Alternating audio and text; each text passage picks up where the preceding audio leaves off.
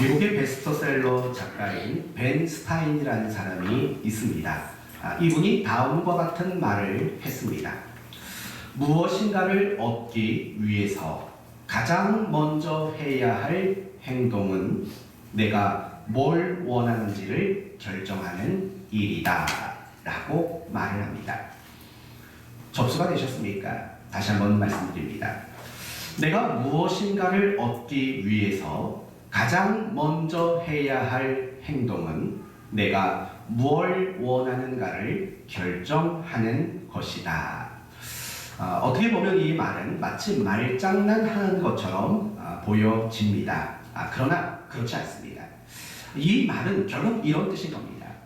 우리들이 살아가면서 어떤 소원이라는 것을 품는 것, 그것이 너무나도 중요한 일이라는 것을 교훈하고 있는 겁니다. 예를 들면 이런 겁니다. 내가 무엇인가를 얻고 이루려면 그것을 소원으로 삼아야만 얻고 이룰 수 있다는 겁니다. 예를 들면 이런 겁니다. 내가 날씬해져야지, 한 66은 입어야지. 보통 66 입지요? 한 66은 입어야지. 이런 소원을 품어야 66을 입을 수 있는 몸매가 되는 것 아닙니까? 보통 한 반에서 한 20등만 해도 잘하는 거 아닙니까? 한 20등 해야지 라는 소원을 품을 때 공부도 잘할 수 있다는 겁니다. 사실 세상 일이 다 마찬가지 아닙니까? 어떤 소원을 품어야 그 일이 얻어지고 그것을 누릴 수 있는 겁니다. 우리의 신앙생활도 사실은 마찬가지인 겁니다. 우리가 신앙생활을 하며 우리의 신앙이 더 성숙하지 못하는 이유, 어쩌면 그 이유 중 중요한 이유는 바로 소원을 품지 않는 겁니다. 내가 신앙생활을 잘하겠다라는 소원, 그런 소원을 품지 않기에 우리는 신앙생활을 잘할 수 없는 겁니다. 그러나 반대로 이렇게 생각해 보십시다. 내가 신앙생활을 하면서 신앙상에 정말 여러 가지 소원들을 많이 품는다면 당연히 그 사람은 신앙생활을 열심히 할 수도 있고 잘할 수도 있게 된다는 겁니다. 이런 측면으로 우리가 인생을 살든지 아니면 우리가 신앙생활을 하든지 간에 소원을 품는 일은 너무나도 중요한 일인 겁니다. 여러분의 소원은 무엇입니까? 당신의 소원은 무엇입니까? 오늘 우리가 살펴볼 본문의 내용이 바로 이 부분을 이야기합니다. 사도 바울이 신앙의 소원을 품었다는 겁니다. 그리고 그 신앙의 소원이 무엇이었는가를 확인하는 게 오늘 말씀의 초점이 될 것입니다. 그래서 바울이 품은 신앙의 소원이 무엇인가를 여러분 확인하시고 바울이 품은 그 신앙상의 소원을 우리 모두가 함께 품게 되는 그런 은혜로운 시간이 되기를 예수 그리스도의 이름으로 축원드립니다. 20절 말씀을 이제 시작해 봅시다. 20절, 나의 간절한 기대와 소망을 따라, 이렇게 시작합니다. 나의 간절한 기대와 소망을 따라. 여러분, 이 말은 무슨 말입니까?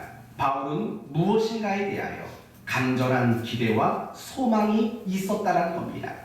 오늘 설교 주제대로 말한다면 바울에게는 신앙상에 간절한 소원이 있었다라고 말하고 있는 겁니다. 여기서 우리가 한 가지 먼저 알아두어야 할 것이 있습니다. 그것은 바울은 굉장히 신앙적으로 신실한 사람이었다는 거 여러분 아시지 않습니까? 뿐만 아니라 바울은 얼마나 위대한 신자의 삶을 살았는지도 여러분 아실 겁니다. 바울의 신실함, 바울의 그 신앙의 위대함, 과연 그것이 어디에서 출발했겠습니까?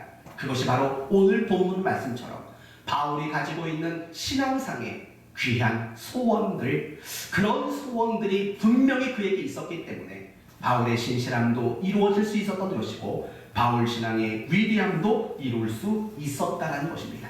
사랑하는 성도 여러분, 우리가 신앙생활을 잘하기를 원한다면 먼저 필요한 것이 바로 신앙상의 여러 가지 소원들을 마음에 품는 일이라는 겁니다. 신앙의 소원을 많이 품을수록 신앙생활을 잘하게 되는 겁니다. 그러나 반대로 신앙의 소원을 품지 못하고 신앙생활을 하면 신앙이 좋아지지 않습니다. 어쩌면 신앙이 도리어 나빠질 수도 있는 그런 지경에 처하게 될 것입니다. 이 부분을 성경의 여러 인물을 통해서 한번 확인을 해보도록 합시다. 먼저 다윗을 생각합시다. 여러분, 다윗은 어떤 사람입니까?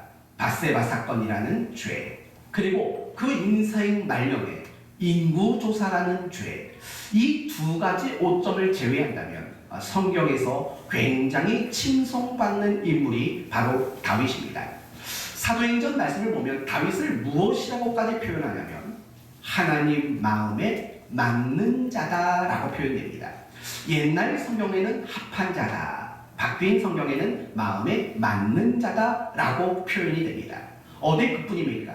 이스라엘의 모든 왕들을 평가할 때 기준이 되었던 인물이 다윗 아닙니까? 예를 들면 어떤 왕을 이야기하면서 히스기야 왕이다. 그러면 히스기야가 다윗처럼 행했고 또는 다윗의 길로 행하였더라. 이렇게 말을 하지 않습니까?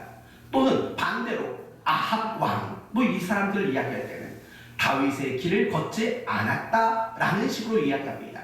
이처럼 다윗은 하나님 마음에 맞는 자이며 모든 왕들을 평가할 정도로 기준이 될 만한 훌륭한 신앙을 가진 사람이었습니다. 그렇다면 다윗이 이렇게 훌륭한 신자가 될 수 있었던 이유가 뭡니까? 그것은 그가 신앙의 소원을 늘 품고 살았기 때문이라는 겁니다. 어떤 소원을 품었을까요? 저는 다윗은 분명히 이런 소원을 품었다고 확신합니다. 내가 하나님을 사랑합니다. 하나님을 사랑하는 것, 이것이 다윗의 평생의 소원일 겁니다. 그래서 시편을 읽다 보면 다윗이 하나님을 향한 신앙 고백 속에 자주 등장하는 것들이 뭐냐면 내가 주를 사랑하나이다. 이 사랑이라는 신앙의 고백이 얼마나 많이 나오는지 모릅니다. 이처럼 다윗은 하나님을 변함없이 사랑하겠다라는 그런 신앙의 소원을 가지고 있었던 겁니다. 그 신앙의 소원이 다윗을 하나님 마음에 맞는 자, 그리고 모든 왕들을 평가하는 기준으로 삼는 인물로 만들어 놓게 되었다는 겁니다. 다니엘이라는 사람도 마찬가지입니다. 다니엘도 사도 바울과 마찬가지로 굉장히 신실한 사람이었습니다. 여러분, 다니엘서 1장에 나오는 다니엘의 나이는 10대였을 겁니다. 그런데 다니엘서 중반 이후로 나오는 다니엘의 나이는 적어도 80이 훌쩍 넘은 사람이었다는 사실 알고 있습니까? 그들에게 다니엘에게 가장 대표적인 두 사건이 뭡니까? 왕이 주는 진미를 거절하는 사건이었고, 또 하나는 금신상 앞에 절하지 않고 그리고 창문을 열고 기도하는 사건 아닙니까? 사자 우리 사건 아닙니까?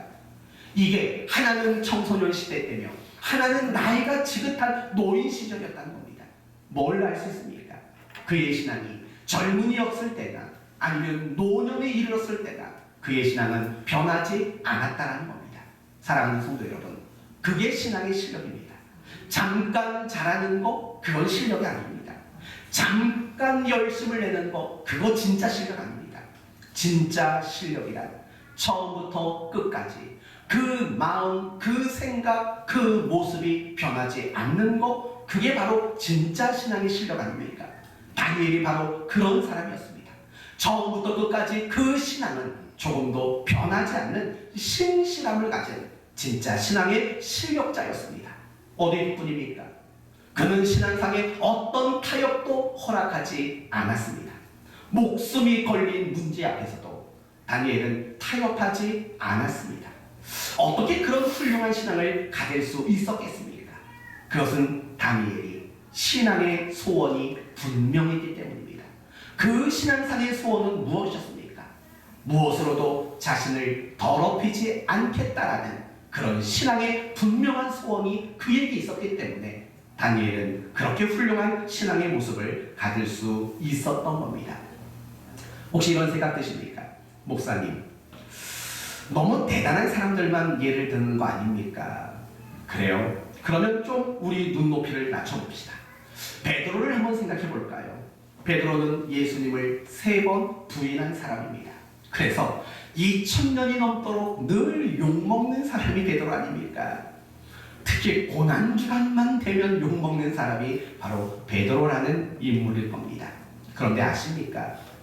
베드로는 그 12명의 제자 중에 사실은 제일 나은 사람이라는 거, 여러분 알고 있습니까? 예수님이 베드로가 예수님을 3번 부인했어. 그거 하나만 보고 우리는 2000년 넘도록 욕을 했습니다. 앞으로 몇 년을 더 베드로 욕할지는 모르겠습니다. 하지만 베드로는 12명 중에 제일 낫습니다. 한번 생각해 봅시다. 가룟 유다는 어떠했습니까? 가룟 유다는 어떻게 됐죠? 예수님을 팔고 나서, 그리고 예수님이 붙잡혀 가니까 금방 자살하고 말았지 않았습니까? 나머지 10명의 제자들은 어떻게 됐습니까? 모두가 다 도망갔습니다. 그들은 예수님을 부인하지 않았습니다. 예수님을 부인할 만한 자리에도 못 간 거 아닙니까? 도망쳤는데 무슨 부인을 한 겁니까? 그나마 베드로는 목숨 걸고 멀찍이라도 예수님을 따라갔던 것 아닙니까? 이렇게 본다면 베드로는 그 12명의 제자 중에서 사실은 제일 욕먹으면 안 되는 사람입니다. 그런데 예수님을 부인했다라는 그 한 가지 이유만 가지고 수천 년이 지나도 계속 베드로 욕만 하고 있는 것 아닙니까? 사랑하는 성도 여러분, 베드로가 12명 중에 그나마 나았다라는 사실을 여러분 자세히 보셔야 합니다. 그렇다면 베드로가 12명 중에 그나마 제일 나을 수 있었던 이유는 뭡니까? 그것은 베드로에게 신앙의 소원이 있었기 때문이란 겁니다. 그 신앙상의 소원은 무엇입니까? 내가 주와 함께 죽겠다라는 그 신앙의 소원이 베드로를 그 11명의 제자들보다도 더 나은 사람으로 만들 수 있는 겁니다. 물론 성경은 이렇게 표현합니다. 베드로가 이렇게 말을 하죠. 내가 주와 함께 죽을지언정 주를 버리지 않겠나이다. 그랬을 때 나머지 제자들도 그같이 대답하더라. 여러분, 하지만 질적으로 다르다는 사실을 놓치지 마십시오. 베드로가 먼저 그 말을 하니까 나머지 11명은 그 말을 안 할 수 없었던 거지요. 그 차이인 겁니다. 결국 베드로가 12명 중 그나마 제일 나을 수 있었던 이유는 그에게 신앙의 소원이 분명히 있었기 때문이라는 겁니다. 이제 반대의 이야기를 한번 해볼까요? 사울 왕을 생각해 봅시다. 사울은 이스라엘의 초대 왕입니다. 그가 왕이 되었을 때 그는 대단히 겸손했던 사람입니다. 그는 많은 선지자들의 무리 가운데 함께 예언을 할 정도로 성령 충만도 경험했던 인물이 바로 사울입니다. 사울의 신앙은 굉장히 좋게 시작했습니다. 아름답고 정말 신실한 모습으로 그의 신앙은 시작됐습니다. 그러나 시간이 지나면 지날수록 사울의 신앙은 변질되었습니다. 그리고 결국에는 사울의 신앙은 완전히 무너지고 말았습니다. 이유가 뭘까요? 이제 척이면 척이죠. 아무리 사울에 대한 이야기를 읽어봐도 사울이 하나님 앞에 어떤 신앙의 소원을 품은 기록이 없다는 사실입니다.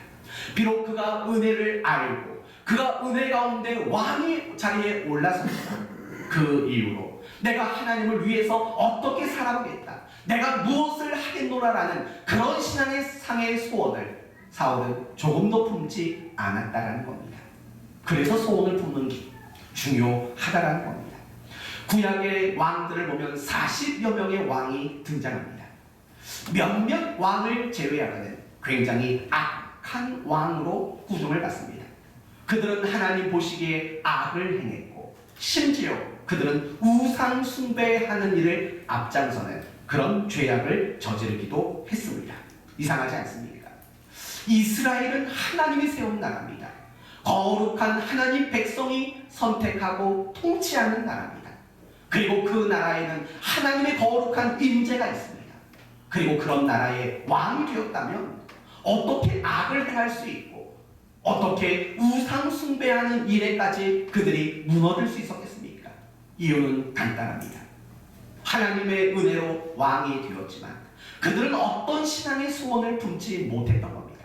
적어도 이런 소원을 품지 못한 겁니다. 하나님이 세운 왕답게 통치하겠다 소원이 없었던 거죠. 하나님의 말씀대로 백성을 다스리겠다 소원이 없었던 겁니다. 나도 다윗과 같은 왕이 되겠다 이런 소원이 그들에게 없었기 때문이라는 겁니다. 결국 소원을 품지 못한 이스라엘의 많은 왕들은 악을 행하고 우상 숭배에 빠져버릴 수밖에 없었다는 거죠. 자꾸 남의 얘기만 하니까 피부에 와닿지 않습니까? 그럼 이제 우리 얘기해 봅시다. 오늘날 신자들은 너무나도 좋은 환경에서 신앙생활을 하고 있습니다. 여러분 가운데 스마트폰 없는 분 계십니까? 거의 상당수가 스마트폰을 가지고 있습니다. 우리 채린이가 스마트폰이 없나요? 있어요? 대학생 되더니 바꿨나 봅니다. 폴더폰 들고 다니더니. 여러분 스마트폰 하나만 있으면 신앙생활을 하기 얼마나 좋은지 모릅니다. 마음만 먹으면 언제든지 설교를 들을 수 있습니다. 마음만 먹으면 언제든지 찬양도 듣고 따라 들을 수 있습니다. 마음만 먹으면 신앙에 좋은 글귀들을 얼마든지 찾아서 들을 수 있습니다. 이 스마트폰 하나만 있으면 다양한 신앙의 콘텐츠를 접할 수 있습니다. 오늘날 교회는 어떻습니까? 모든 게 좋아졌습니다. 교회 안에 양육 프로그램, 온갖 프로그램을 보십시오. 정말 대단하지 않습니까? 거기 여러분이 들고 다니는 성경책을 보십시오. 요즘에 목사님들이 설교하기가 아주 두려운 시대입니다. 아니 성도들이 너무 좋은 성경을 들고 다니는 겁니다. 1절의 뜻은 뭐고 2절의 뜻은 뭐고 이 뜻은 뭐고 저 뜻은 뭐고 다 적어놓은 겁니다. 그러니까 목사님들이 설교하기가 참 애매모호합니다. 그런 성경 안 들고 다니기를 축원합니다. 저같이 여러분 아무것도 안 쓰여있는 성경 갖고 다니십시오. 얼마나 좋습니까? 이게 좋을 때가 있어요. 많이 쓰여있는 거는요, 성경을 보다 보면 내가 더 고민하고 더 묵상하기 전에 내 번에 그것부터 봐버려요. 그러면 내 생각이 거기에 국한돼 더 이상 더 넓은 곳으로 마음이 향하지 못할 때가 있습니다. 그런데 정말 아무것도 없는 거, 이런 걸 가지고 묵상하다 보면요, 그 깨닫는 바 은혜가 또 굉장히 큰 겁니다. 나중에 정영대 집사님 성경책 한번 보십시오.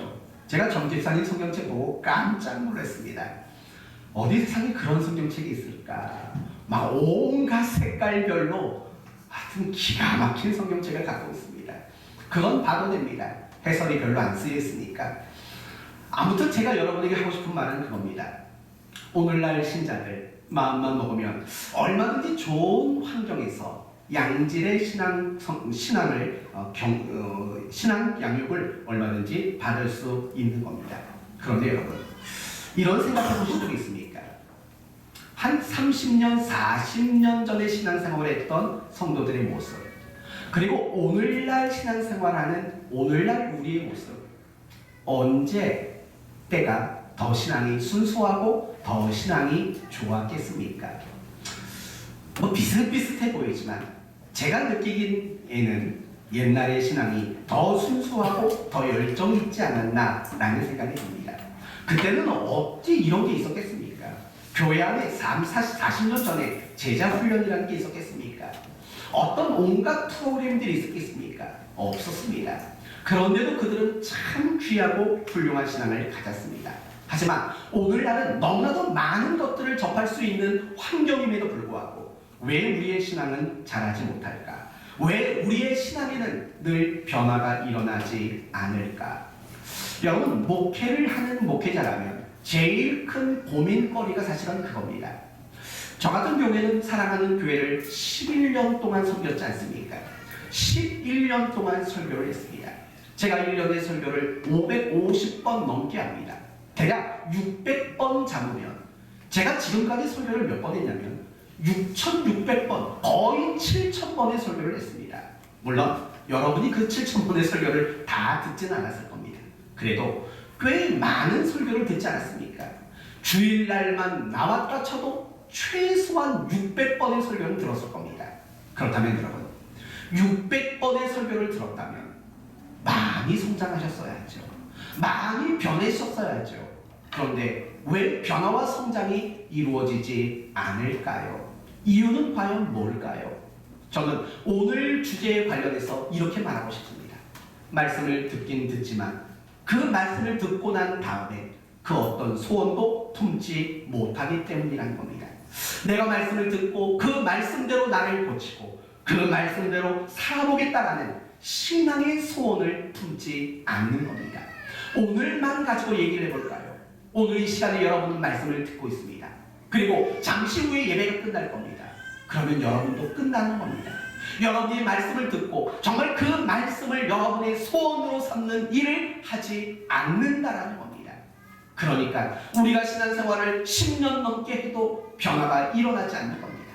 아무리 신앙의 연수가 많아도 그만큼 비례하는 신앙의 성장을 이루어내지 못한다는 겁니다. 사랑하는 성도 여러분, 여러분은 말씀을 들으면서 소원을 늘 품고 살아가십니까? 아니, 또 묻습니다. 여러분은 지난 한 주 동안 살면서 신앙의 소원을 품으신 적 있으십니까? 지난 일주일 동안 여러분이 하나님 앞에 신앙의 소원을 품은 것이 무엇이 있는지를 한번 점검해 보셔야 합니다. 만일에 여러분이 지난 한 주간을 살면서 어떤 신앙의 소원을 품지 못했다면 권면합니다. 분명히 여러분은 회개하셔야 할 것입니다. 그리고 중요한 것은 오늘부터 여러분이 끊임없이 하나님을 향해 신앙을 향해 소원을 품는 이 귀한 자세를 놓치지 말아야 할 것입니다. 신앙의 소원을 품을 때 여러분에게 비로소 변화가 일어날 것이고, 여러분이 신앙의 소원을 품을 때 비로소 여러분은 신앙이 성장하게 될 것입니다. 신앙의 소원을 품는 여러분 되시기를 축원합니다. 그렇다면 오늘 본문을 통해서, 오늘 본문은 우리 모두가 품어야 할 신앙의 소원이 무엇이라고 말하는지 봅시다. 다시 20절. 나의 간절한 기대와 소망을 따라. 그 뒤에 나오는 게 바울이 품은 소원들입니다. 아무 일에든지 부끄러워하지 아니하고. 여기서 말하는 아무 일이라는 건 자신이 지금 감옥에 갇힌 일을 말할 겁니다. 내가 비록 감옥에 갇혔지만 나는 그 일을 부끄러워하지 않을 것이다. 이게 그의 소원이라는 겁니다. 그러면서 지금도 전과 같이 온전히 담대하여, 내가 비록 감옥에 갇혔지만 담대함을 가지는 것, 그게 그의 소원이라는 겁니다. 그 다음이 더 중요합니다. 살든지 죽든지 내 몸에서 그리스도가 어떻게 되는 것? 존귀하게 되는 것. 그것이 바로 바울이 품고 있는 소원이라는 겁니다. 한마디로 말하면 바울이 품은 소원이 무엇입니까? 오직 그리스도가 존귀하게 되는 것. 그것이 그의 평생의 신앙의 소원이었다는 겁니다. 이 말이 어려우면 바꾸어서 말씀을 드립니다. 바울의 평생 신앙의 소원은 주님을 기쁘시게 하는 것이었다라고 말하는 겁니다. 그래서 고린도 후서 5장 9절에도 이런 말이 나옵니다. 그런즉 우리는 몸으로 있든지 떠나든지 주를 기쁘시게 하는 자가 되기를 힘쓰노라. 그렇죠? 또 나옵니다. 데살로니가 전서 2장 4절. 오직 하나님께 옳게 여기심을 입어 복음을 위탁받았으니 우리가 이와 같이 말함은 사람을 기쁘게 하려 함이 아니요 오직 우리 마음을 감찰하시는 하나님을 기쁘시게 하려 함이라. 이게 바울의 소원이었다니까요. 그래서 그 바울이 에베소 교회 성도들에게 이런 권면을 합니다. 에베소서 5장 10절. 주를 기쁘시게 할 것이 무엇인가 시험하여 보라. 아시겠습니까? 바울의 평생 신앙의 소원은 그가 주님을 기쁘시게 하는 것, 이 소원을 붙잡고 그는 살았다는 겁니다. 그런 소원이 바울을 신실하게 만들었고, 그런 소원이 바울을 위대한 하나님의 사람으로 만들어 놓았다는 겁니다. 사랑하는 성도 여러분, 여러분은 신앙이 무엇이라고 생각하십니까? 여러분이 생각하는 신앙은 무엇입니까?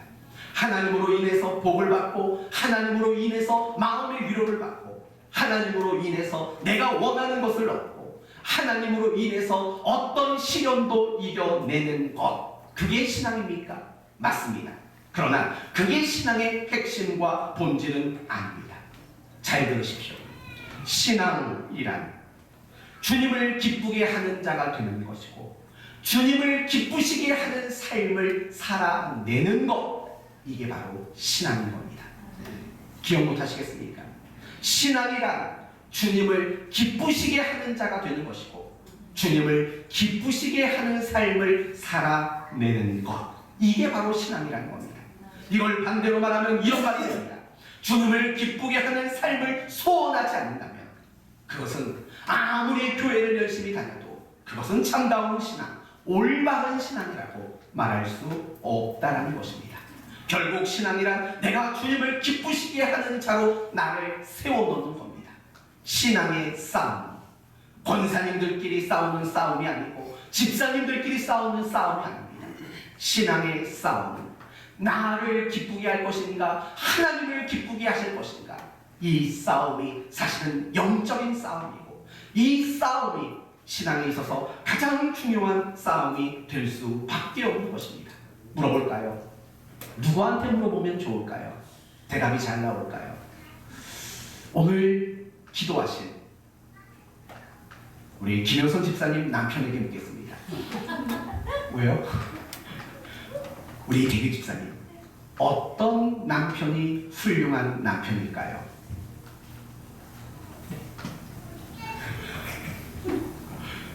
잘 들어주는 남편. 정영대 집사님께 물어봅니다. 어떤 남편이 훌륭한 남편일까요?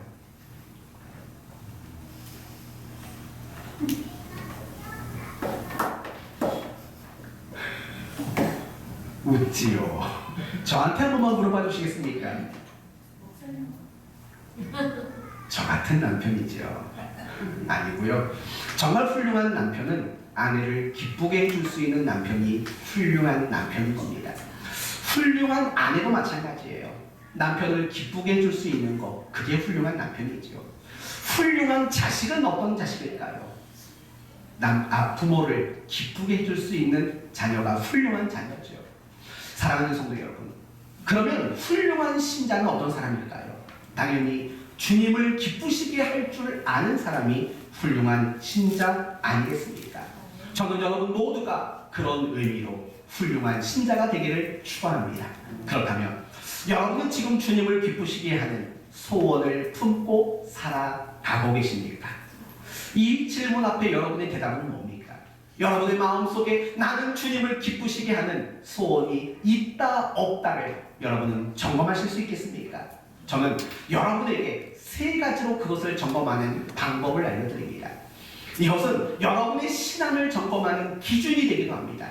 평생 이 세 가지 기준 잊지 마십시오. 첫째, 여러분의 기도를 확인해 보면 여러분이 주님을 기쁘게 하는 소원이 있는지 없는지가 대번에 확인될 수 있습니다.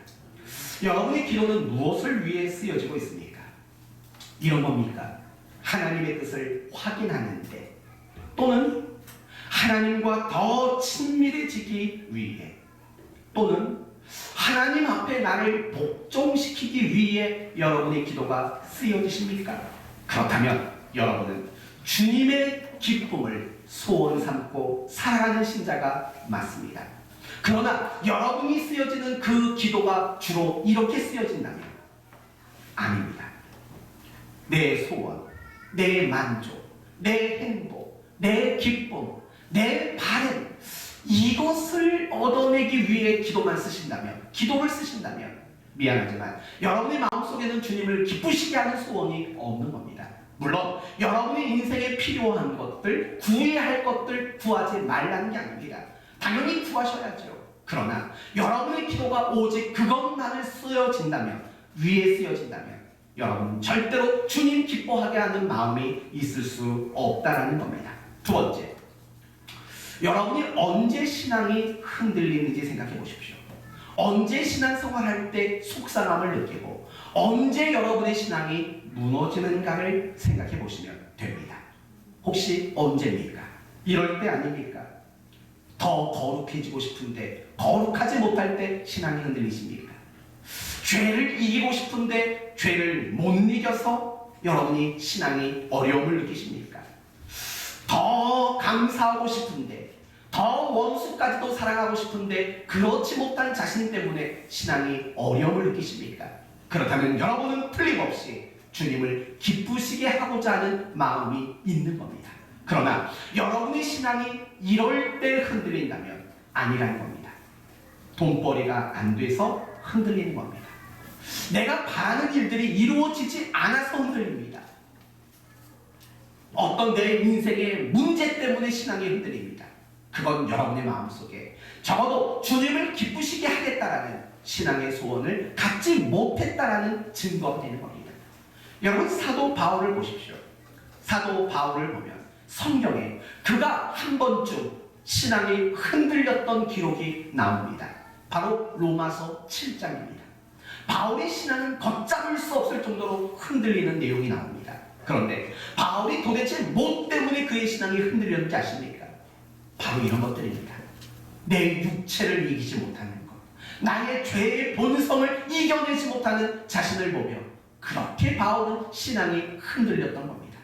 그는 어려움을 당한다고, 배고픔 가운데 있다고, 헐벗었다고 신앙이 흔들린 적이 없습니다. 거룩하지 못해서, 하나님 앞에 더 합당하지 못한 자신의 모습 때문에 그 신앙이 흔들렸다는 사실을 기억하셔야 합니다. 여러분은 언제 신앙이 흔들리십니까? 언제 다 포기하고 싶은 마음이 드십니까? 그게 언젠가를 점검해 보신다면 여러분의 마음속에 주님을 기쁘시게 하고 싶은 마음이 있는지 없는지가 분명히 확인이 될 수 있는 겁니다. 마지막으로 또 한 가지, 여러분의 신앙생활을 통해서 누가 드러나는가를 생각해 보셔야 합니다. 골로새서 3장 17절에 이런 말이 나옵니다. 또 무엇을 하든지 말이나 일이나 다 예수의 이름으로 하고 그를 힘입어 하나님 아버지께 감사하라. 무슨 말입니까? 예수님을 지혜롭게 이용해 먹으란 말입니까? 아닙니다. 오직 예수님이 증거되고 오직 예수님이 증명되는 드러나는 그런 삶을 살라고 말하고 있습니다. 사랑하는 성도 여러분, 저도 우리 사랑하는 교회 성도들을 보며 참 흐뭇할 때가 있습니다.